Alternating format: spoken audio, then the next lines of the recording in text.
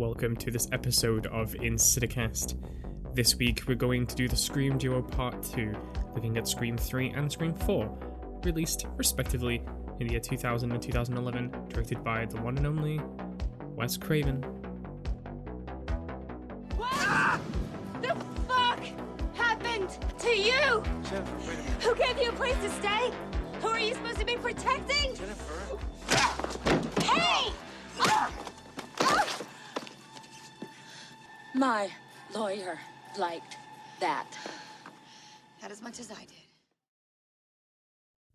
Welcome back, everyone. Welcome to this new episode of Insidicast.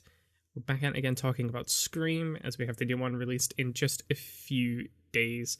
And of course, we may as well get up to speed and talk about sort of my thoughts on the original four films. And we're going to start again by looking at Scream 3 and Scream 4, directed by Wes Craven, of course. My thoughts on both films and what I kind of anticipate for the next film towards the end, which will be very, very nice. Big announcement before we start. I am hopefully going to be joining on another podcast called the Scare Talk. We're going to be recording that next weekend, and I'll probably drop that episode on the 25th, because the 18th will be dedicated to the new Scream film, and to round off that little bit of a series. Better late than ever, eh? So let's get started. We'll talk about Scream 3 first, which was released in the year 2000, February 3rd, I believe, and of course directed by Wes Craven, with all of our original expected stars. You know, David Arquette, Neve Campbell, Courtney Cox, just as the baseline. And then we have a whole array of new characters, as basically we're going to be replicating a lot of what happened from the original film, as this is kind of where Step 3 is setting things, you know, back in Woodsboro, back with all the original people. Obviously, we don't really get a lot of insight into what the actual plot of Step 3 is, especially because a lot of it ends up just getting binned anyway. The only thing we really take of any kind of meaningful information is just who is in the film and kind of what order they die, and also the fact that a lot of maiden characters die in it. You know, like Gail Weathers and Dewey were all meant to die in this, from what I gathered. And, you know, although it may never happen in the actual Scream franchise, we'll see what happens in the next one. But at least in Stab, they're kind of warming up the idea that these are possibilities. So Scream 3, I think, is obviously probably the most divisive film in the franchise. I think a lot of people generally didn't think it was that good, but obviously there's a lot of really stark defenders of Scream 3 in thinking that it wasn't as bad as people say it is, and that actually there's some really good content in there. And kind of like in the middle. For me, Scream 3 has always been a bit like, nah, I could take it or leave it. I don't think it's bad. I just think you could tell that it feels like a film that was kind of glued together and not specifically had the same kind of finesse as some of the other Scream films. And obviously now when you look back, there's a lot of social messaging that's kind of empowered this film a lot, especially when you think about like the similarities to Harvey Weinstein and sort of the things that happened within the Hollywood industry, and people that were essentially victims to getting roles on major films. It kind of has given the film a bit of a lease of life, or at least more contextual relevance into why certain themes were even in the film to begin with. Because obviously this film could have been set anywhere, at any point in time, you know, in any country, really. But we're in the heart of LA, Hollywood, you know, talking about major Hollywood films within a film, and obviously the culture behind that. So there's a deliberate choice into why this message is here. I hope, well, if I'd never seen the film before, which obviously I have, if I was watching it for the first time, I would hope that it wouldn't be something that gets lost in the sauce of its own messaging, because sometimes that, you know, really damages a film, especially if it's within a franchise. But as I know the film, and I've watched the films many times, I don't think it does that. I think it just about manages to save itself by being somewhat remotely interesting. But obviously there's quite a lot of issues in Scream 3, which we'll just get into now, I guess.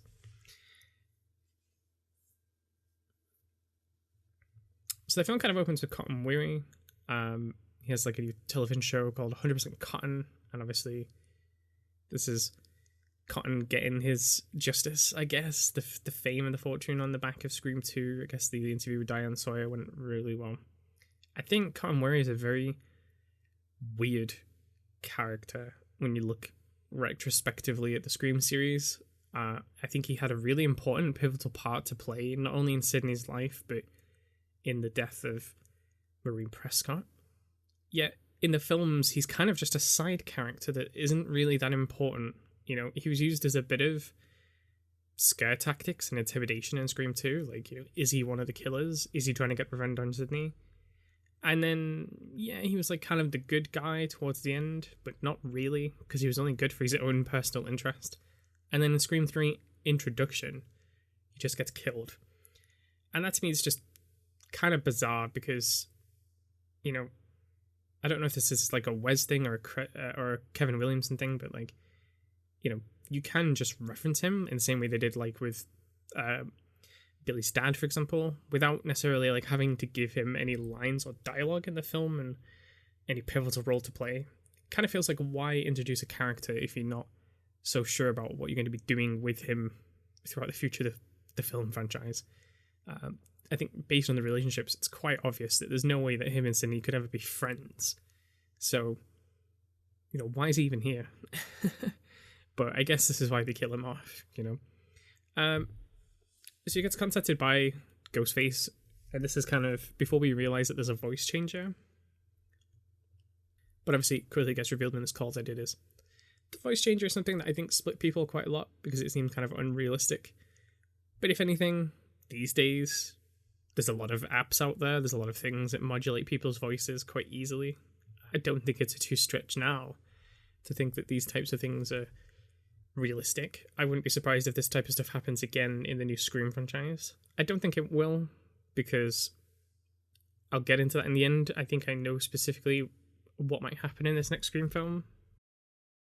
But at least, when you look back at sort of the retrospective thing of this film, it doesn't actually seem too out there now when you look back on it. But obviously at the time, it was probably like a really ridiculous idea. But I didn't think it was too bad. I think it adds some pretty decent moments of, you know, doubt on who's communicating with each other. And considering that there's not actually, I think, a lot of setup of potential suspects in this film, that you guess you kind of need to have some kind of seed of doubt. For me, I think this is where the film kind of really lacks. There is no, like, compare this to like Scream 1 and Scream 2. There is no setup into potential suspects. It's all kind of like just a group of people, and then there's a killer, you know? And it could literally be anyone, including people that we're not even looking at right now, because they all appear as victims. You know, there's no depth, there's no grey lines, there's no grey characters. It's very like cut and dry who is good and who is bad. And if anyway, that kind of makes maybe certain people look more suspicious than others, but really, like, not that much. So Cotton and his girlfriend is dead. And it kind of cuts to Gail giving some weird TED talk to teenagers. And then we see the real crime in this film, which is Gail's hair. Like, holy moly. Like, whose idea was that? She looks ridiculous. She actually looks ridiculous. But this is just what we have to live through. And I know for a fact the actress probably knew this and hated it looking back. But, you know, I don't even think that was popular when this film came out in the 2000s. I don't know. Late 90s trends, maybe. Very weird. Anyway, so she meets a guy called Mark Kincaid, who has a very, like, you know, he has this kind of false aura where the film, like, wants you to think he's a suspect, but literally he does nothing suspicious in the entire film. And in fact, like, he behaves just as the police should do. Yeah, you know, right at the end, they want to seed some doubt. And it's kind of weird. They did this a bit, again, like in Scream 2, I think I mentioned. Not enough setup to kind of make that justified. And anyway, they kind of realize that there's some picture of Sydney's mother as like a young actress. So they go to Hollywood. She goes to Hollywood to find Dewey working on as an advisor for Stab 3, I guess. And, you know, they said they wanted like someone authentic who was there and that kind of thing. And we sort of, you know, continue the troubles of the Gale and Dewey relationship. But here we do get to meet all of the cast for Stamp 3, who, you know, look like pretty generic people.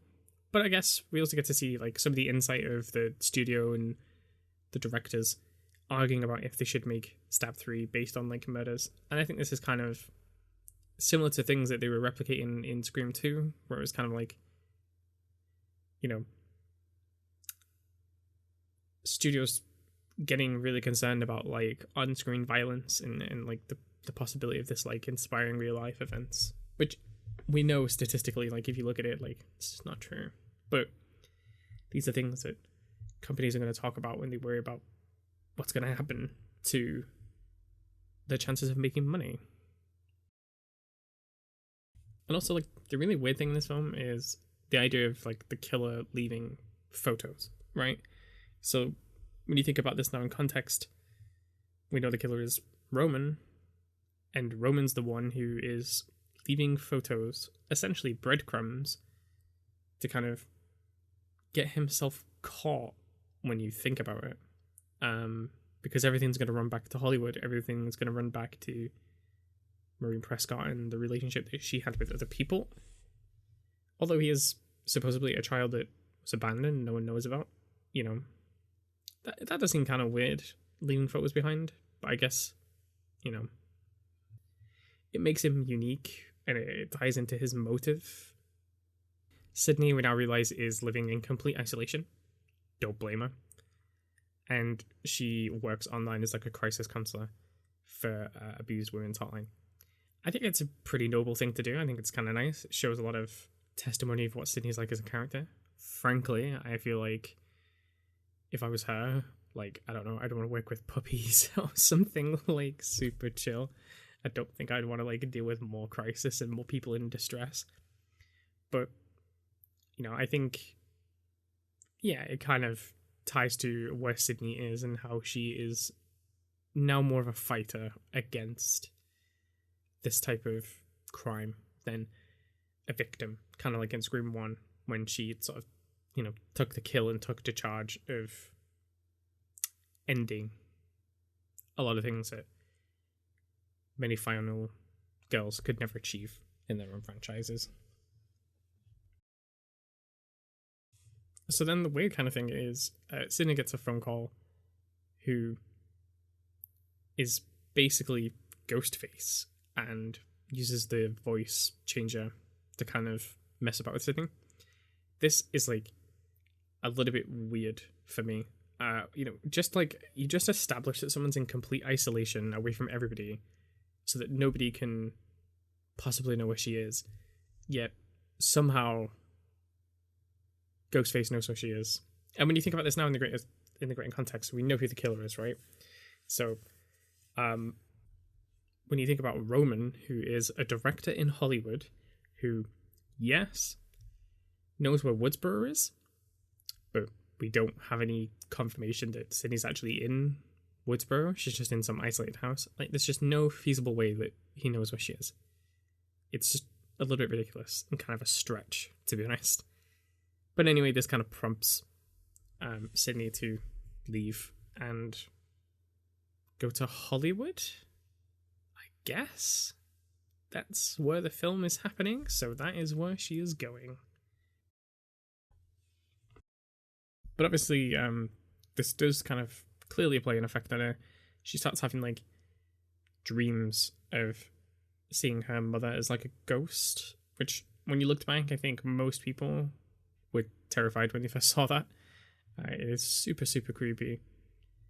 And even the use throughout the film, really, like, using her voice and sort of using this sort of ghost apparition of her mother.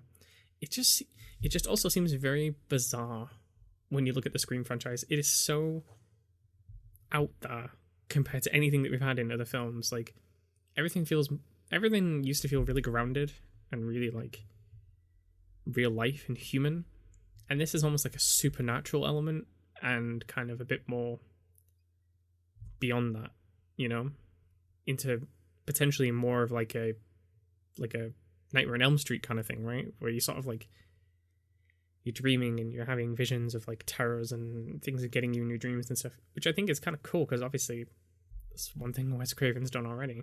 I just kind of feel like if you're going to introduce it, then like we should go full out on it, you know, like go full like PTSD, like I'm having visions and seeing her everywhere, like that kind of thing. I think that'd be like pretty cool and pretty dark, right?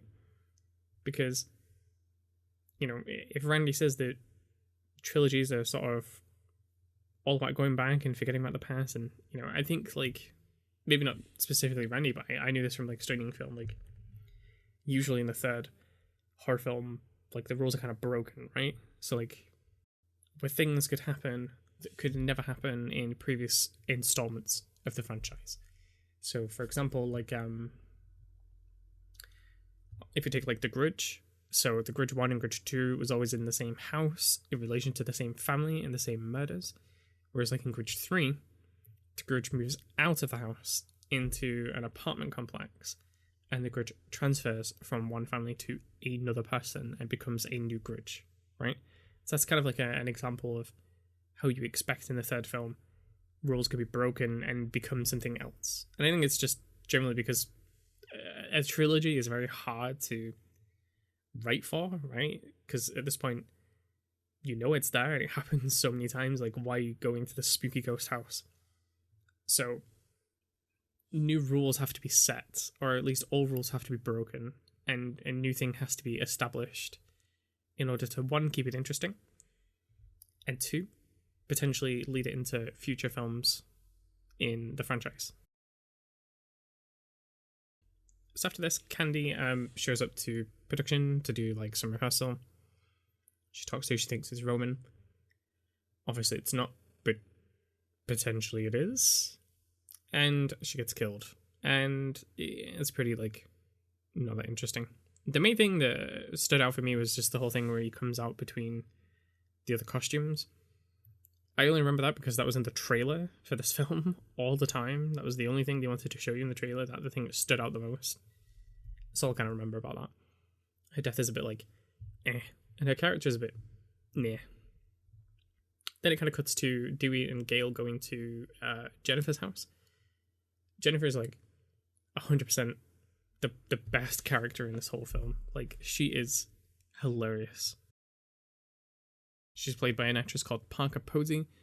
If you've ever seen her sort of IMDb, like, it is chock full of stuff. She's been in so many things. Very, very talented. Very cool. And in this film, she's just so good, man. She's just hilarious. She kind of realizes and explains to the cast that people who are being killed now from the set are dying in the order that they did in the script.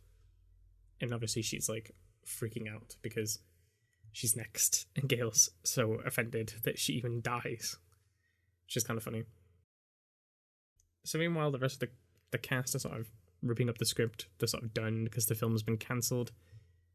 And obviously they look at a picture of Maureen Prescott again, the one from the crime scene, and obviously they compare this to one that Jennifer was taken out and realize it's the same building. And this is where they realize the connection that Maureen Prescott was here in Hollywood before she met Sid's dad, and you know, she was involved in the horror productions made there at the time. And obviously this is where we later reveal that she was subject to a lot of the sexual like exploitation in order to get films. This kind of gets relayed a little bit by Carrie Fisher, who plays a woman who looks identically like Carrie Fisher. But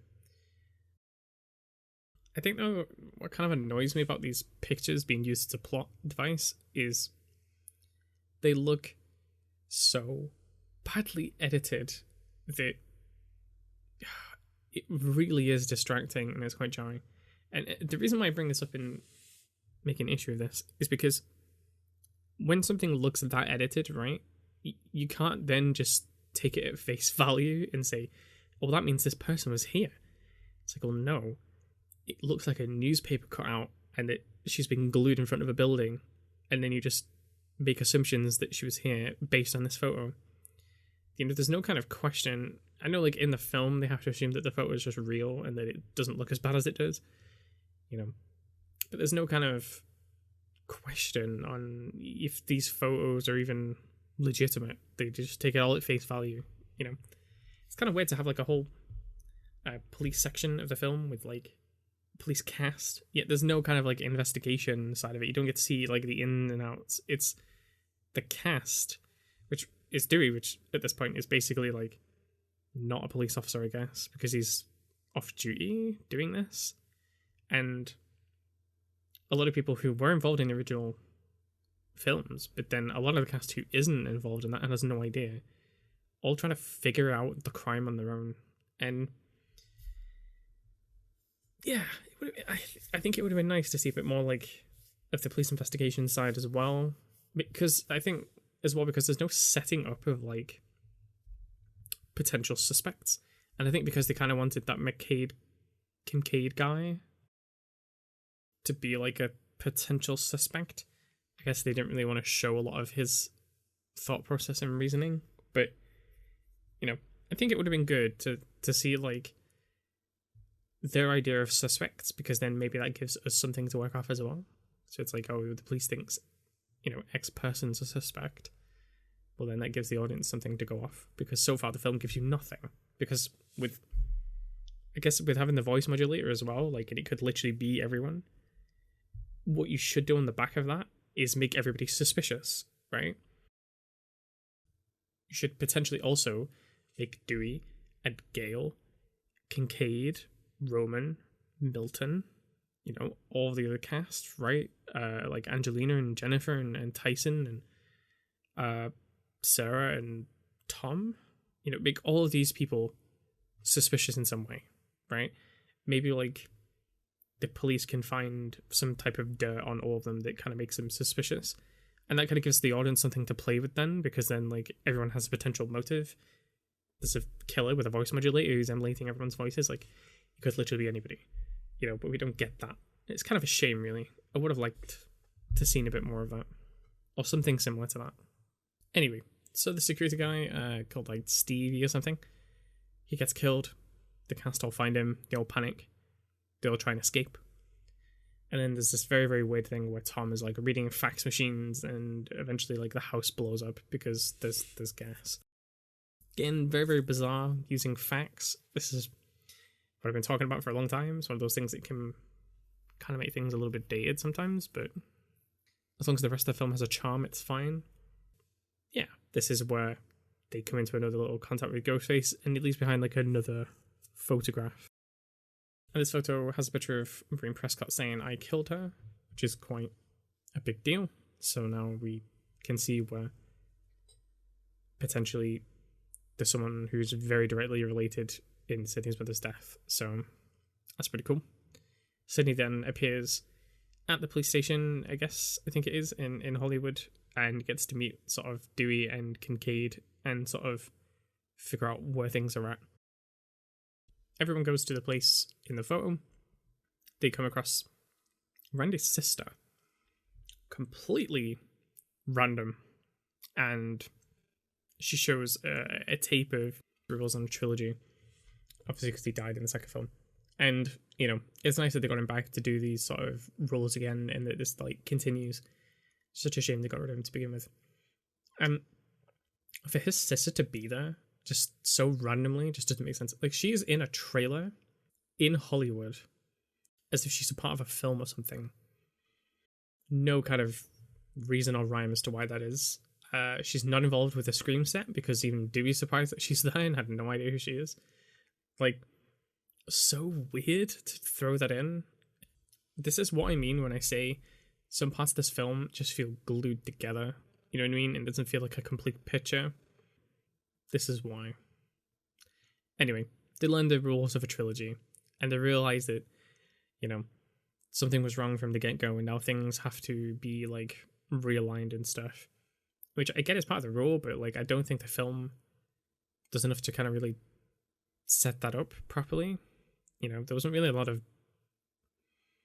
Maybe this is more of an issue of the previous films and, something where people have to really pay attention, but the things with Cotton Weary and sort of his suspicion around the murder of Maureen Prescott and what that means, and the idea that there potentially could still be a killer out there, maybe wasn't highlighted enough in the previous two films for this film to kind of run away with that plot point and, add a more bigger mystery.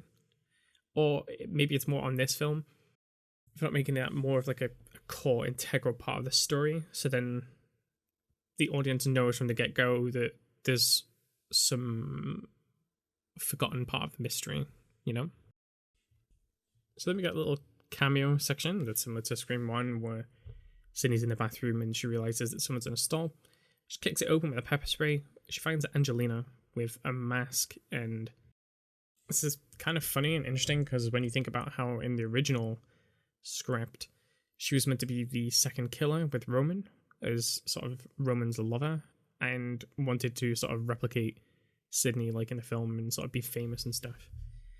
So it's kind of interesting that the scene was still put in here. It does put some sort of shadow over her as if she's a potential suspect, and this type of thing just needed to be more in the film.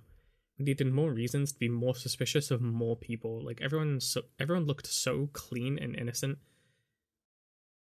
Even when you think about Jennifer spending all that time with Gail, so you know that Jennifer's 100% clean, yet she's one of the only people who really kind of stick around towards the end of the film. Everyone else just sort of gets killed off pretty easily. There's no setup of potential people it could be. That part of the mystery is just gone. That's kind of what makes Scream, I think, really fun and interesting for people. It's kind of like a whodunit, but in a modern version, in a slasher context. So because of that, we need reasons to be suspicious of people. But it's kind of nice that this was thrown in there and kept in there, because I think she definitely dropped more than the mask. It was just so quick you couldn't see it. So then Sydney sort of stumbles upon the set of Woodsboro and sort of a house, which must be super creepy and weird to look at. I'm sure that if you were there in person and that was your house, you'd be like, what? But, she has a little look around and it's kind of cool. Then she comes into contact with Ghostface and they have like a bit of a brawl and run around the house, and it's all pretty cool. I really like this scene actually because it's interesting that she knows exactly sort of where to go and what to do because it's her house and it's her layout. And then like Roman does this weird thing where he's sort of like under a sheet like a ghost and using the voice modulator to replicate Maureen Prescott again. It is super creepy. And again, it's this kind of like this weird almost supernatural element of the story that is sort of trickled in there. Again, maybe we could have had a bit more of this and it could have felt a bit more like something that Sydney is dealing with and struggling with. That could have been an interesting aspect. But instead it's just kind of like randomly thrown in there. And because it's not like a ingrained part of the story, you have to think, okay, well that means that Romans took time out of trying to kill Sydney to put a cloak on and pretend to be Maureen Prescott just to mess with her. Which, maybe he did, but when you're in a set in the middle of Hollywood and people could just be walking in and out generally, never mind the fact that it gets interrupted by the police and basically like a million people, it feels kind of weird, right? Because anytime that you just mess about in a really public place like this, dressed as Ghostface with a knife, chasing Sydney, who has had this happen to her for years now, that you just have time to do this, and yeah, it makes like for a creepy scene, but it doesn't feel like it has a lot of depth like the other films, where everything feels really purpose placed and everything has a reason for it because it's referencing this or it's linking to this or trying to build up, X, Y, and Z. Nothing was ever just thrown in there for the sake of it. And for me, it just kind of makes the film feel cheaper. like, it feels like someone replicating Scream, like, as if they give it to a different director and a different writer, and they're just trying to make a new installment. It just feels cheap, and it just shouldn't. Especially as when she leaves through the window and all the lights come on and instantly everyone just runs out and it's all perfectly timed. It's just, where's that essence of realism gone? And if we're going to go into the surreal, we should cement it harder. Anyway, I don't want to just repeat myself loads, but this is just kind of what I feel looking back on this film now. So the new gang, Jennifer, Dewey, and Gail go to question Milton about Marie Prescott and things that had happened there. And he finds Rowan there as well. And Rowan kind of leaves. We then get that confirmation that Maureen was sort of exploited by people, and she did work on several of these films, which means that Milton was probably one of those persecutors. Again, when you look back retrospectively now, you can see where all these references to Weinstein comes from, and I guess maybe Wes Craven was kind of highlighting that this type of thing happens in cinema, and that it should stop. Exposing the truth for everyone to see, but we were too naive to know about it then because nobody had come forward with any of that type of information. Anyway, so then they get a call from the fake Sydney to say that they've gone to Roman's birthday party. So they all head there to meet the rest of the cast, find out Sydney was never invited to begin with. Basically, Kincaid heads her as well, tells Sydney not to go, but she goes anyway. She brings a gun, and they all kind of meet up together and have somewhat of a party, I guess. Fun fact as well, I'm pretty sure that Roman's house in Scream 3 is the same house that was in Halloween H2O, if I'm not mistaken. Although it wasn't a house in H2O, it was used as a school, I believe. So that's kind of cool. So the group splits up, proper Scooby-Doo style, and they go around the house. They sort of find collectibles from different movies, which is kind of cool. And they manage to find the Ghostface hiding place for the costume and the voice modulator and stuff. I think Dewey and Gale found this. So that's kind of cool. They kind of confirm there that he had a voice changer, obviously. And they run into Angelina, who they then tell her that the killer's in the house, and that kind of doesn't go well. She tries to escape. She gets killed. Obviously, this would have been a red herring if it was still the case that she was still the killer, kind of like in the first film, but it's not the case. So she's actually just dead in this. Gale goes into the basement and finds Roman dead in some coffin. Guess another kind of red herring. This would have happened in the first one. So if you think about how the original script went, those two would have been dead and not considered suspects. So then, who would it be? But obviously that's not the case now. While she's in the basement with him, Dewey comes to save the day, and obviously doesn't. Ghostface throws a knife, which hits him in the head, which I think is absolutely insanely ridiculous. And then, yeah. So to wrap this up, Sydney comes, they have a one-on-one spat.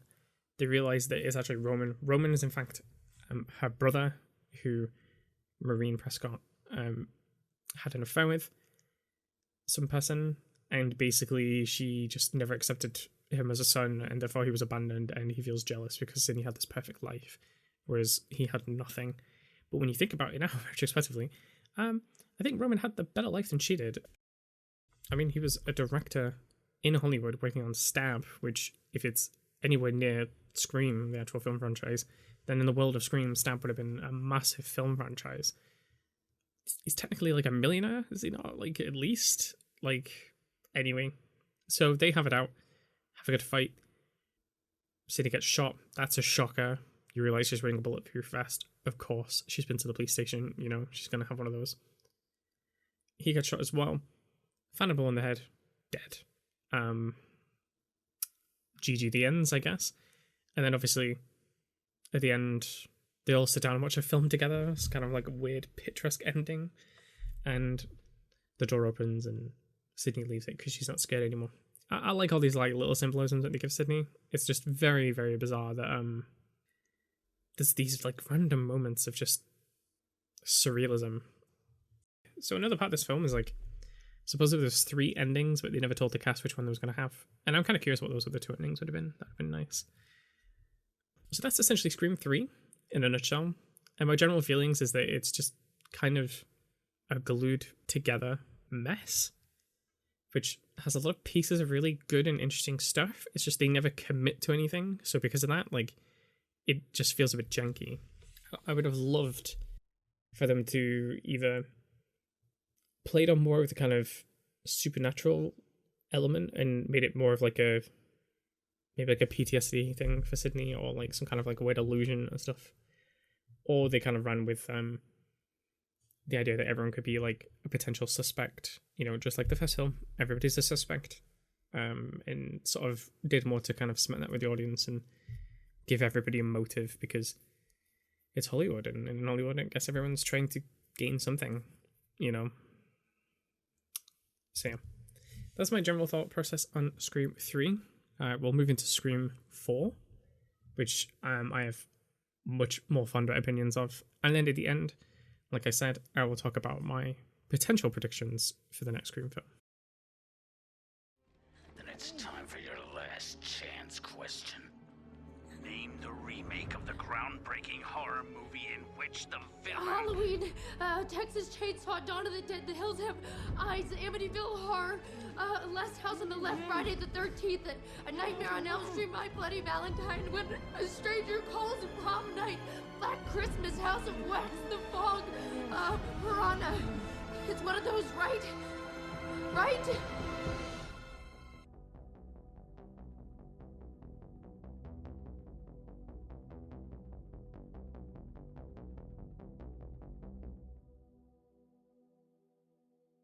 So let's deep dive into Scream 4, which was released in 2011.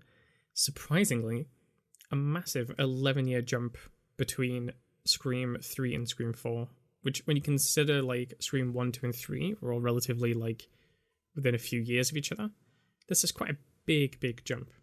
And it's kind of being replicated now from Scream 4 to Scream, which is going to be 2011 to 2022.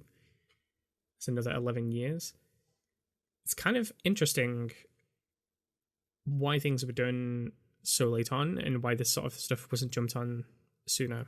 And my main kind of guess is because when you think about like sort of the satire nature and the commentary that Scream does about the slasher franchise, and obviously about the horror franchise in general within cinema, there has to be like a new growing trend for it to poke fun at.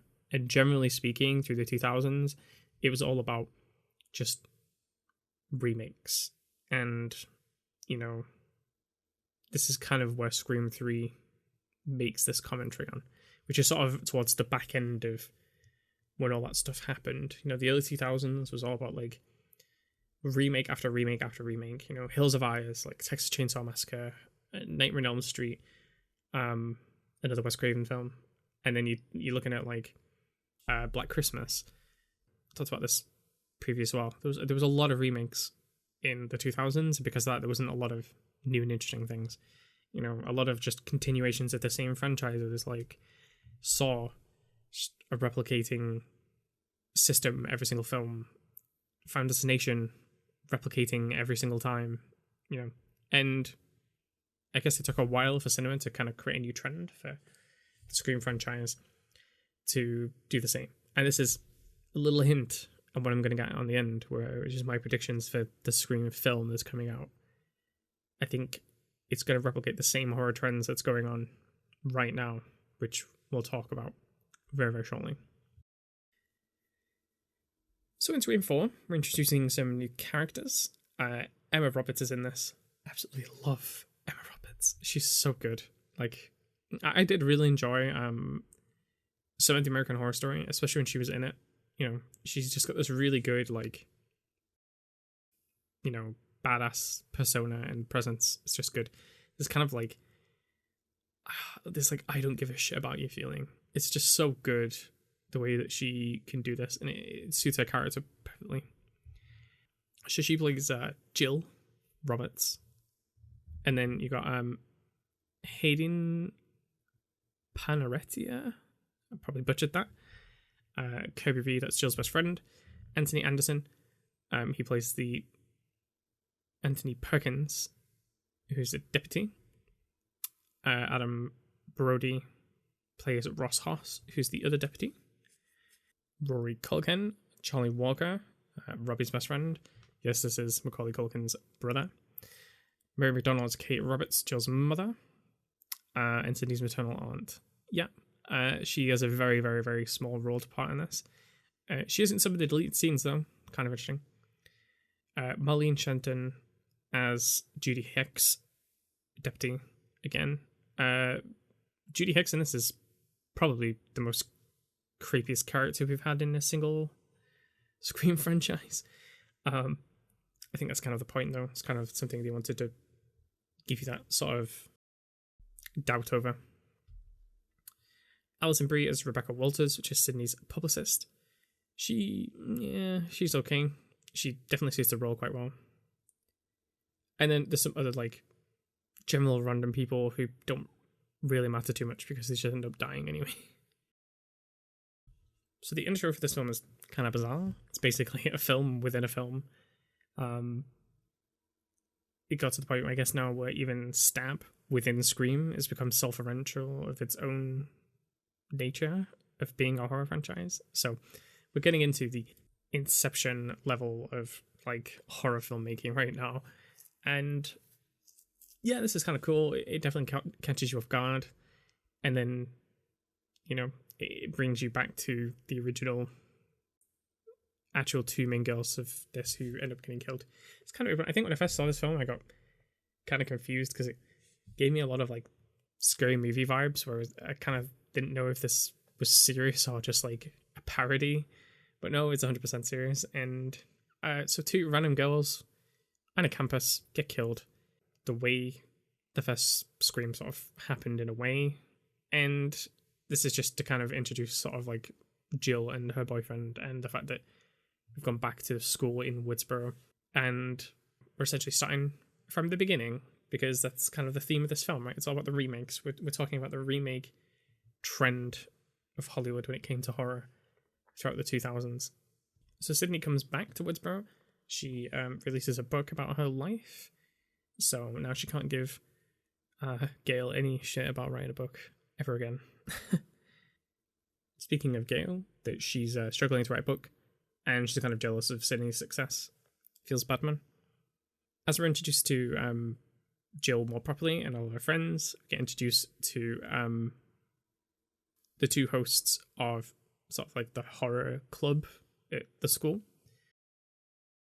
which is Charlie and Robbie. I think they have a thing called like Hall Pass, which is also like commentary on like how people just document their whole lives, like kind of like the whole vlogging culture. So people who record their whole lives and upload it to the internet, that type of thing. So they kind of do that, but in school, which is fair enough, pretty cool.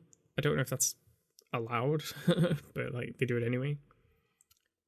You realize that they're like the film nerds, so they combined are like the new Randy, essentially. Back in town at the book stop, we get a little visit from Dewey and Deputy Judy. They've had a call that something weird is going on and the killer's here, or at least they trace the phone call back to that location. And for somehow they managed to find the phone in the trunk of the car. I don't know how they heard that from the ringtone, but they did. And they found pictures of Sydney covered in blood with a knife and the phone, and it all kicks off. So Dewey and Sydney have a little chat in the police station. Gail tries to join in, but Deputy Judy's just like, no, it's your police business, go away. And Gail's just like, how dare you? Yet another person stepping on my shoes. Dewey then kind of reiterates this and doubles down on it. And we can see that this causes issues in the marriage where, it kind of makes Gail want to go on her own and go rogue to figure things out. This is definitely not getting the gang back together. So generally, quite a bit of uninteresting stuff happens after this.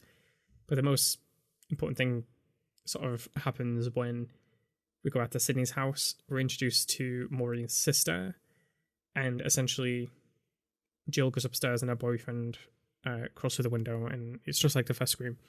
Sydney walks in on this and it's just like, oh, well, I'll leave you guys to it, I guess. And we see Judy just like stood creepily in the dark saying like, oh, we used to go to high school together. And Sydney's just like, right, okay, you're on the list. Later in the night, phone calls happen. Obviously, one of them is from Ghostface. And I like the whole bait and switch of, which, it's almost like in the first Scream where he's like, what door am I at?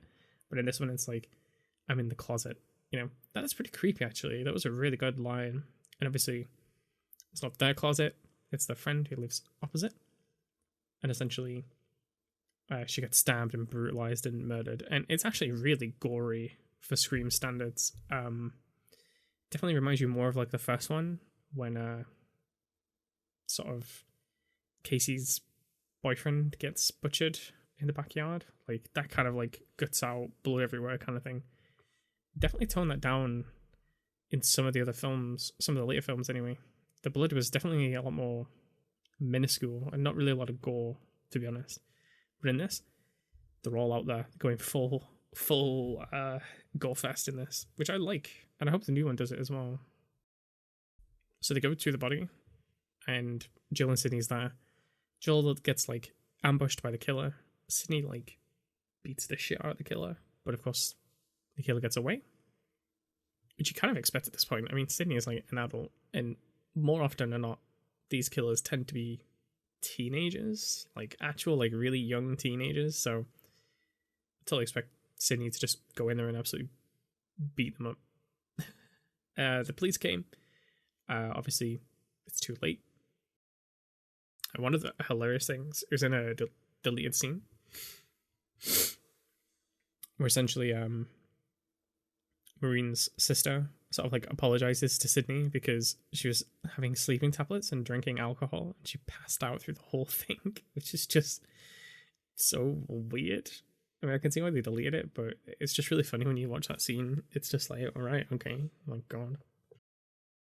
Then Sydney's publicist gets murdered in a car park. Nobody cares. I mean, the fact it's in a car park is kind of creepy. Car parks in general at night, usually pretty creepy. But who cares? Then it's the big thing where, after conversations that Gail had in the school, she goes like this thing for the horror club, whatever it is. Sort of agrees to work with Gail in order for her to do like a cameo, because Gail sees that, they're recording everything and there's no cameraman these days. I mean, she could literally just buy a camera. Like, she is surely rich enough. But anyway, they realize there's a thing called Stabathon where they play like all like 7-8 stab films back to back, and everyone's going to be dressed up in masks. Sounds safe. It does kind of remind you of Scream 2, that introduction at the cinema when the first stab came out. And of course, everyone's dressed in costumes and stuff like that. Pretty cool. I wonder if it's going to be like that when we watch Scream. I kind of hope it is, Oh, I hope so. Anyway, it's getting excited for that for a second. So at the Stabathon, they realize that the killer's likely going to be there because it's a big party, just like in the first film. And that's kind of where you want to get the body count up. Get some kills, get some drama, get some blood and gore going. So Gail heads there, and everybody else sort of heads there as well. Gail goes and she realizes that this killer is recording the events, right? So this is something that kind of they talked about in the horror club, which is that, everything's kind of posted online these days. Like, if a killer was going to do anything in modern days, like, they'd want to film it and create a film and upload it so that it lives on forever. So even though if the killer themselves die, like, the legacy and stuff carries on forever. Will this get picked up into new Scream film? Probably not, because I don't think they successfully uploaded anything, I don't think. At least they didn't clarify that in this film. But anyway, Gail gets ambushed by Ghostface. Ghostface stabs her in the shoulder, which is a non-lethal attack, which he could have easily done a lethal attack. So that's kind of weird. I can only imagine it's because maybe, when you think about Charlie, maybe he thought he could get more out of Gail in the long run, so wanted to keep her alive. It's just that she was in an awkward place and she'd like discovered what was going on. Dewey comes, shoots, Ghostface escapes, and Gail lives to fight another day. So, Sydney and Marine's sister and Jill are all chilling in the house together, guided by 2 police officers. They end up getting killed, obviously. Pretty brutal.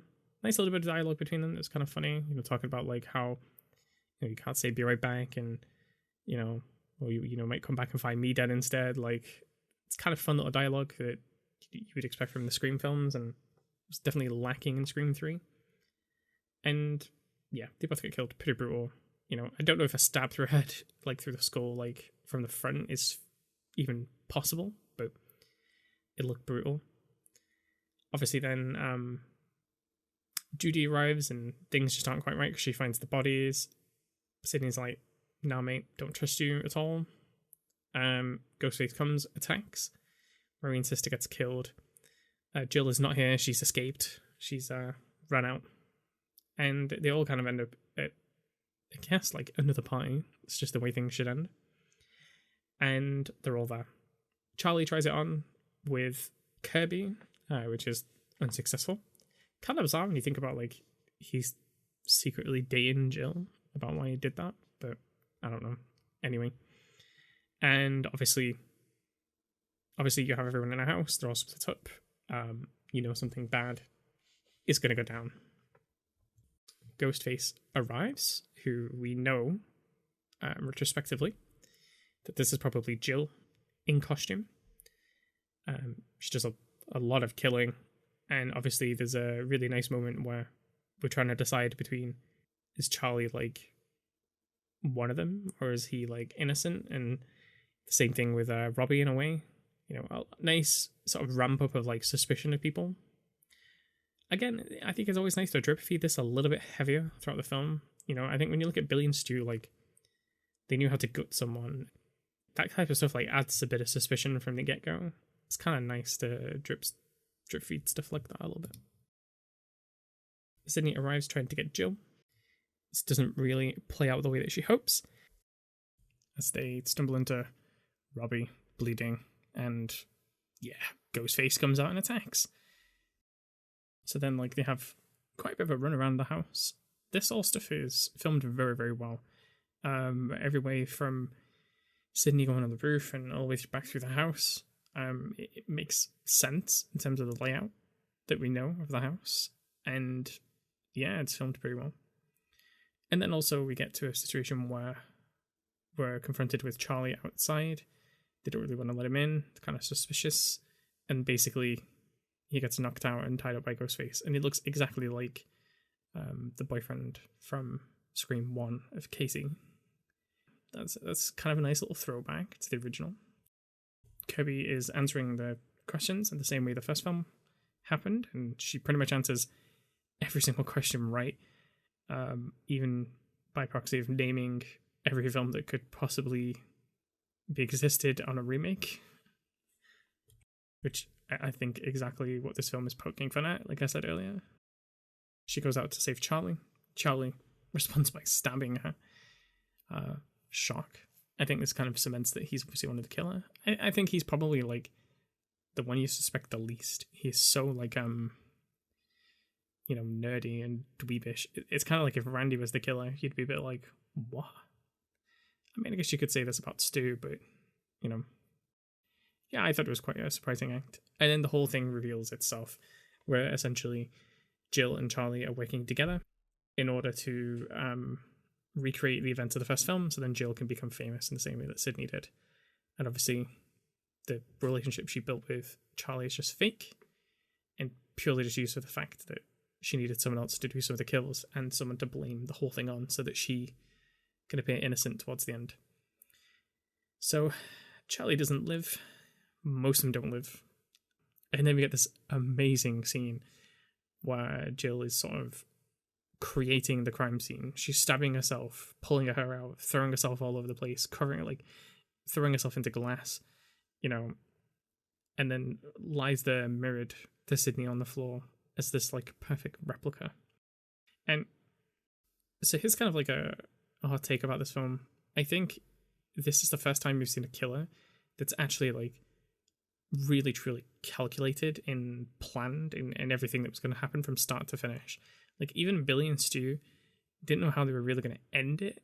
Like they knew they wanted to blame sort of Sydney's dad, but how that sort of happened clearly wasn't well thought out, because otherwise they wouldn't have revealed who they were in front of so many people, including a police officer.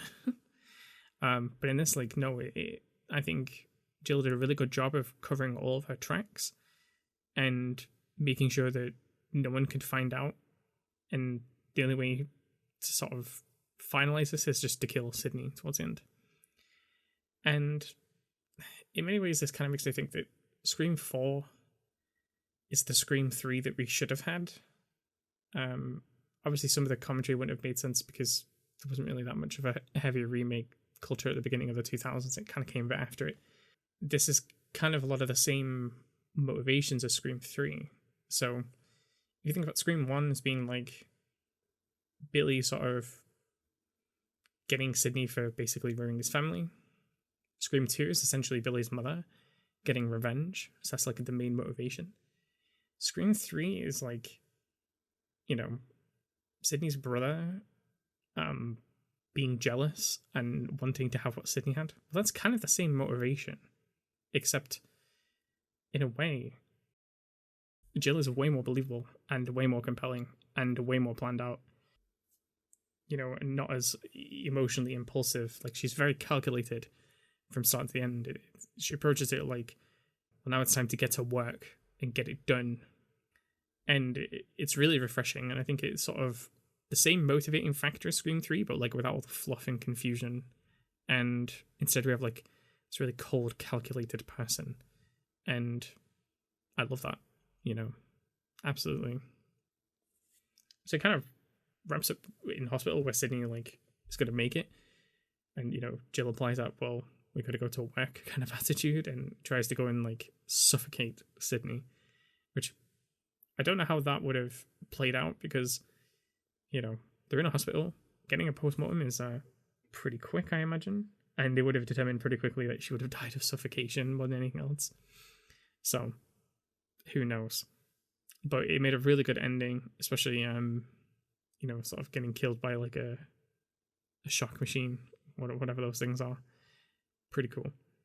All in all, like, I really liked Scream 4. I think it was like very refreshing. It's modern without being dated, because, you know, it didn't rely too heavily on a lot of like technology tropes and like whatever. You know, like it stuck to the true Scream core principle of being satire about specific parts of the horror genre, whilst having a story around it with good, compelling people, good motivation, good plot and reasoning behind stuff. Pretty solid film all around. I really enjoyed it. So it's like a final rating for both films. Scream 3 probably gets like a 2.5 out of 5, 100%. And I would say Scream 4 gets like a 4 out of 5. I don't think it's perfect by any means, and it's by no means an all-time classic, nor is it the best one in the franchise. But it's a solid entry, essentially. Well, everyone, thank you for joining me, going through the discussion, talking about these two films, sort of my thoughts and processes on it. I'm going to give you my sort of final thoughts now about like where I think we're going to go into Scream 2022, and we'll see if any of these predictions come through for the next episode, which will be on the 18th, which will be after the film comes out. I plan to watch it at least once, maybe twice, maybe once just to enjoy, second to kind of pay a bit more attention and maybe make notes. And we'll see like how much of this stuff comes true and how far off I am. I think it'll be pretty fun. So if you take like one of the core principles of Scream and what it tries to do with the franchise is the commentary on the common tropes and trends of cinema, especially in the horror department, and how it can poke fun at that and sort of highlight this to the audience and maybe reasons why. Obviously, in with the Scream, we won't have Wes Craven, so a lot of those stylistic choices might not be there. But we still have Kevin Williams. So I've kind of come to the conclusion that the story, at least, will still be solid, and the writing will still be solid, and all we'll get is probably a more modern, more, polished Scream film that maybe, isn't as reliant on a lot of the more traditional filming that maybe Wes Craven would have done. The guy's been doing it he was doing it for a very, very long time, and, people get habits, and they like to film things a very specific and certain way. It gives them a flavor. And it does mean that, over decades, a lot of films can look very similar, and what you don't want is a film to look like the same that it was, 20, 30 years ago, just with, a modern filter. You want a film to feel modern. And there's many ways that films can do that these days. Looking at a lot of, if you take things like Conjuring and, a lot of James Wan stuff, a lot of more, the paranormal films that have come out lately. There's a lot of, long shots, a lot of wide shots, same kind of thing with sort of, Hereditary and stuff like that. I imagine we'll get a lot more things hiding behind people, a lot more shadow, sort of things you have to look out for, a lot more. I think we'll see a lot more, stuff like that, which will make 100% interesting reviewing, watching. I think that's what a lot of horror films try and do these days. They want to have these little Easter eggs so that when you rewatch it, you'll see a lot more content.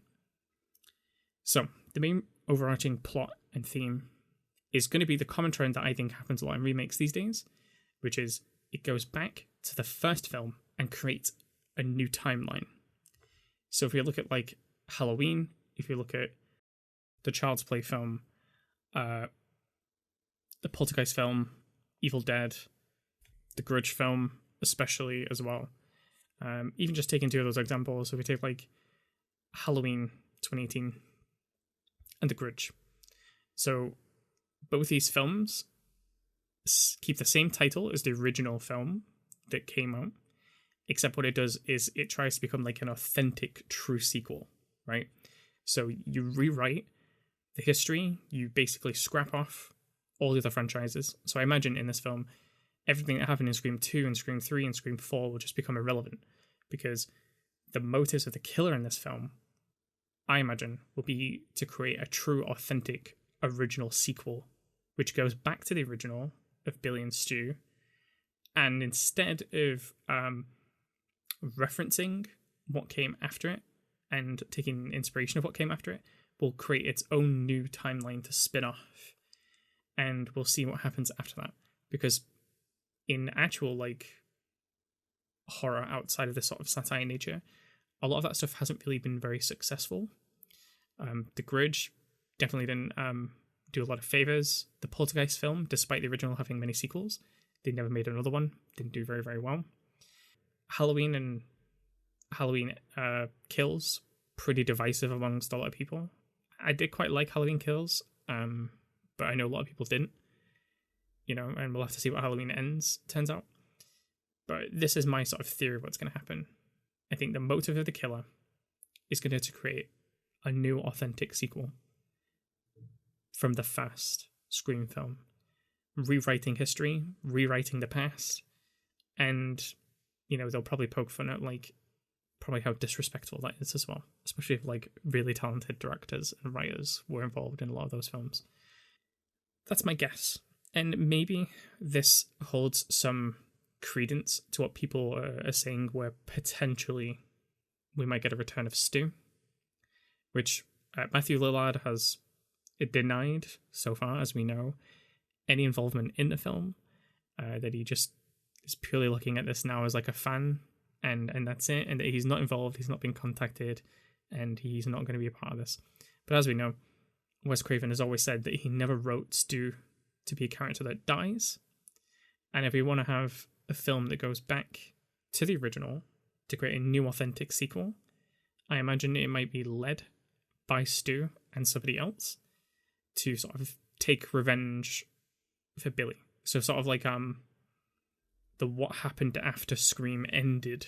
Do you know what I mean? Kind of like in Halloween Kills, where we see what happens at the end of Halloween, and we rewrite that history, right? So now it doesn't lead into Halloween 2. Instead, this is the new timeline, right? I hope this makes sense to people. This is what I think might happen with Scream. So now it will happen straight after the end of Scream 1. It will rewrite the timeline, potentially go ahead across. The only thing that is potentially against this theory is a line that Sydney says in the trailer, where she says, "I've been through this a lot." This kind of hints at that everything that's happened post Scream 1 is canon. So maybe, if my theory is true, it's only in name, not in practicality. So it's just a motive that the killer has, rather than the studio themselves wanting to create an authentic sequel. I thought, I'm pretty sure the new Texas Chainsaw Massacre is meant to be doing something very similar, if I'm not mistaken. I can't remember. Anyway, enough of a tangent. So it might only just be in name and not like in practicality. Anyway, that's my theory. I hope it's good. I'm extremely excited. I can't wait to hear what other people think as well. When I put the post onto Instagram and Twitter, feel free to let me know what you think on there, about what you think is going to happen in the film. After I've watched it as well, I'll probably do a short video for YouTube where I'll talk about the film and what happens, like a review. I might do like a spoiler and like a non-spoiler sort of version. And yeah, we can have a chat about either as well. That would be pretty dope. So next episode, 18th, that'll be the Scream review. 25th will be my collaboration episode with Skirtalk. We might be covering some Texas Chainsaw Massacre stuff there. That'd be pretty cool. Not sure which one yet, but we'll soon find out. So please do check out that episode as well. Check them out as well. They're very nice people so far. And the podcast is really good fun. Okay. Well, thank you all very much for listening. Do check out the links below. Give me a follow on Instagram, Twitter, YouTube. A little subscribe, that'll be nice. Check out the video I did on there as well of Chucky, the TV series, a little review. There's a Discord link as well if you want to talk in Discord. So far, there's only me in there, so be a one-on-one conversation. And for everybody else, I will see you in the next one.